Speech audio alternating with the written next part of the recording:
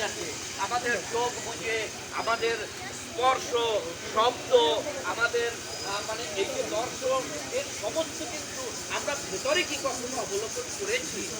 একজন সাধক পুরুষ, একজন মহাপুরুষ ভেতরে মানে নিজেকে নিজে ধ্যানস্থ হয়ে সব কিছু তিনি অবলোকন করেন।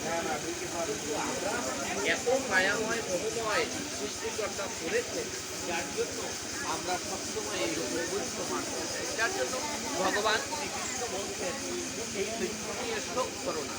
শোক করো না, কারণ আমি তো আবার জন্মগ্রহণ করব। বলছে যে এই কর্মণ্যে বাধিকার আসছে মা বলে, কর্মেই তোমার অধিকার, কর্মেই একমাত্র তোমার অধিকার। যে আমরা যেভাবে কর্ম করি সে সেইভাবে তার ফল ভোগ করবে। আজকের উনি ভালো কাজ করেছেন, তার ফলটাও দেবে।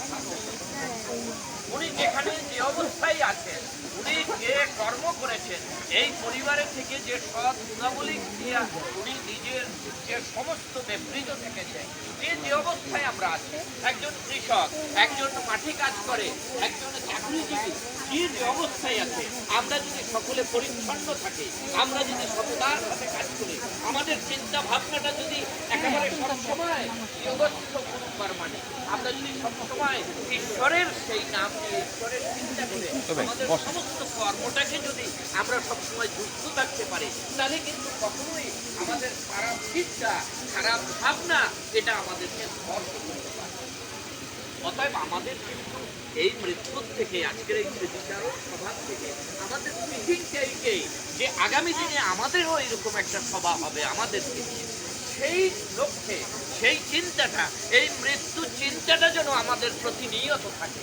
আমরা যদি এই যত বর্ষ বেঁচে আছি তত বর্ষ মরিতেছি প্রতি ফলে ফলে, আমরা কিন্তু প্রতি সেকেন্ডে আমাদের মৃত্যু হতে পারে। এই এখানে আসছি, 1 সেকেন্ড পরে আমার মৃত্যু হতে পারে।